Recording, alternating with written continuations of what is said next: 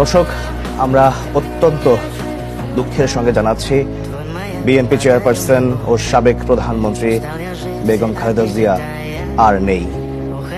আজ সকাল 6টায় রাজধানীর এভার কেয়ার হাসপাতালে শেষ নিঃশ্বাস ত্যাগ করেন তিনি। গত রাতে তাকে দেখতে রাজধানীর এভার কেয়ার হাসপাতালে যান দলের ভারপ্রাপ্ত চেয়ারম্যান তারেক রহমান। এছাড়াও হাসপাতালে যান বিএনপি মহাসচিব মির্জা ফখরুল ইসলাম আলমগীর।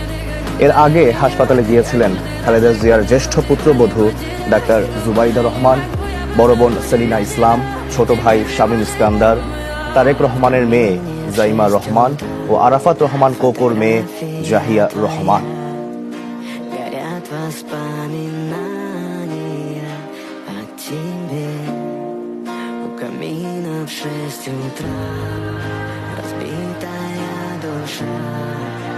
Все твои